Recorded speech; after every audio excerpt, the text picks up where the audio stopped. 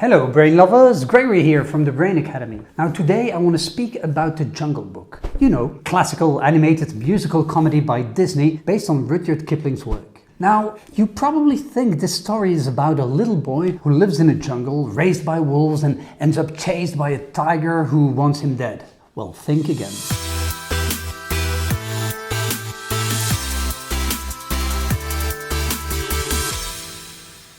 Okay, sure, The Jungle Book does relate the story of a little boy who is being raised by wolves and ends up chased by a tiger who wants him dead. Now, that is the literal interpretation of the story. But man, there's so much more to this story. If you stay stuck at this level of interpretation, you're missing out on the best part of it. The juicy part is when you take a Jungian approach and look at it from an archetype perspective. You know, Carl Jung. Jung, Jungle, Jungle Book, Jung.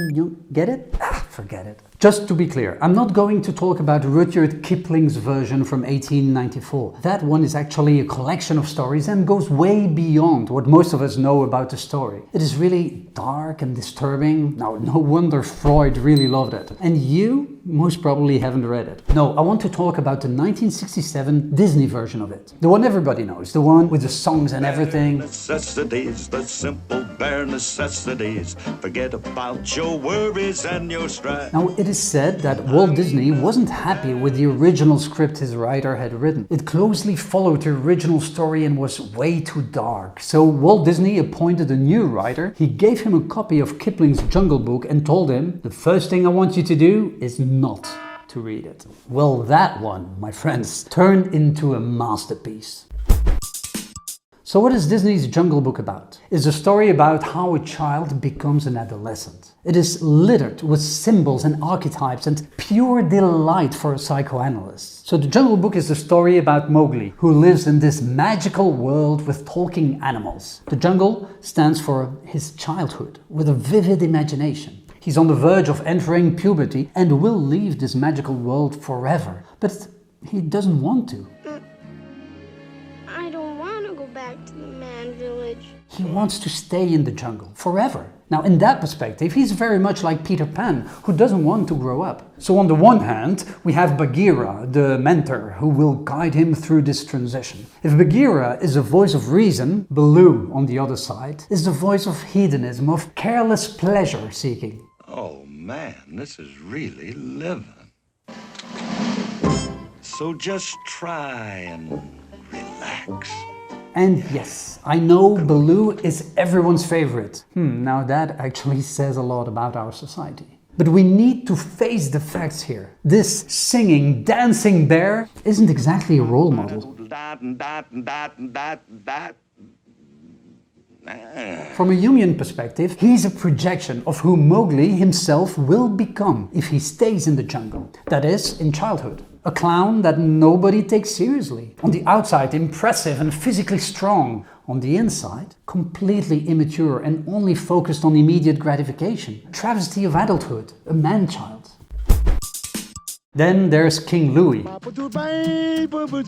That's me. Now there's a lot to say about King Louie. He wasn't in the original Kipling's version, but the addition is spot on. If Baloo is carefree and stands for his way of life, well, King Louie, on the other hand, is the face of regret. Because just like Baloo, he's also a projection of what Mowgli could become. But this time, frustrated with his own destiny. Wanna be a man, He's King Louie, but king of what? A mob of lawless, undisciplined, brainless, laughing idiots who he despises. He himself, on the contrary, is no fool. He's aware that nobody takes him seriously. He overcompensates by calling himself king. Now I'm the king of the swingers, oh, the jungle VIP. He's the bully who gets his power from his followers, and this is classic Jung, because in reality, he's really insecure and weak. He's just a wannabe of what Mowgli could become, a real man. Now, Mowgli doesn't want to grow up and to become an adult. King Louie, on the contrary, wants to be like you. I want to walk like you, talk like you. He wants to be a human adult. He wants it desperately. But he can't. What he really wants is the power that comes with adulthood. Laid a secret on me of man's red fire. The fire stands for knowledge, and knowledge is power. To become a man, a real man, you need knowledge, you need education. Otherwise, you just try to impress people, but sooner or later everything will come tumbling down.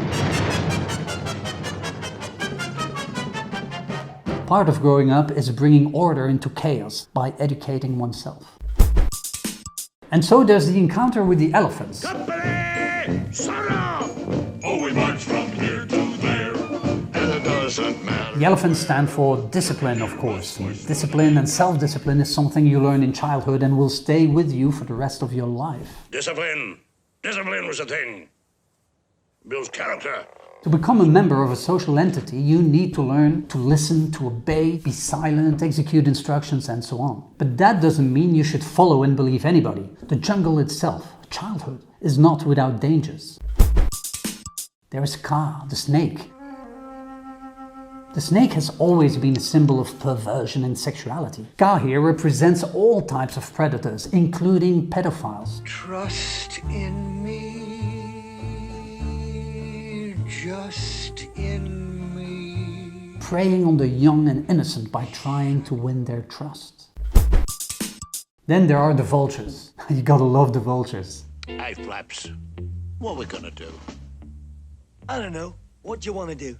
They are the embodiment of this typical teenage apathy. The lush jungle has given way for a barren landscape. Teenage mood swing and depression are in full display. Vultures are a symbol of death, and Mowgli is growing up fast. He already knows he won't be able to stay in this childhood in his jungle. He's mourning the loss of what once was, and he knows all too well that he has to face his biggest fear. Shere Khan. Now what is Shere Khan? It is literally that, his biggest fear. Boo. Now what is Mowgli's biggest fear? It's to leave the jungle, or worse, to destroy the jungle and all its magical inhabitants, to destroy and forget about his childhood as he grows up. Shere Khan fears Mowgli because he will grow up and become a hunter and kill him and the others. So Mowgli needs to face his inner darkest demon, his fear of what he might become, and in the end, it is knowledge. Remember the fire? Knowledge that will defeat his instinctual fear of growing up. And so we get to the conclusion. Shere Khan is defeated and nothing stands in his way to enter adolescence. And so he does. Father's hunting in the forest, mother's cooking in the home.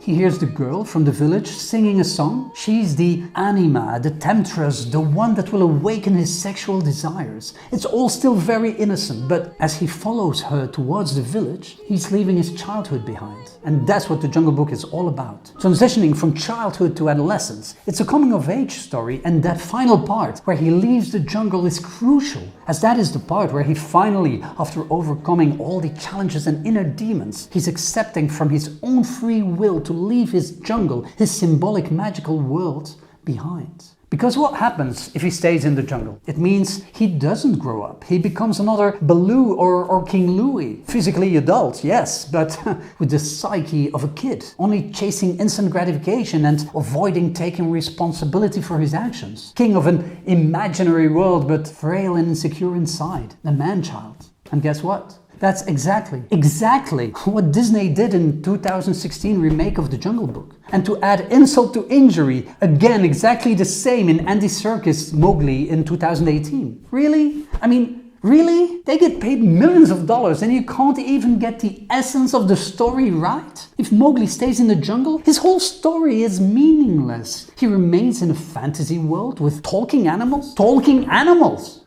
He'll never grow up. Never. Man village? They'll ruin him. They'll make a man out of him. I mean, I get it. It's a romantic view of this life in the jungle thing, but they missed the whole point. It was never about the jungle, or a tiger, or a singing bear. It was about the archetypes. And Jung, Carl Jung. It's a Jungle book, remember? Jungle, Jungle, forget it. Don't forget to like and subscribe. We have new episodes of this vlog coming out every week. Check out some of our other episodes. And if you want real stuff, go to brainacademy.com. Join our 300,000 students and start using your brain better. Brain out. Sharpen your mind.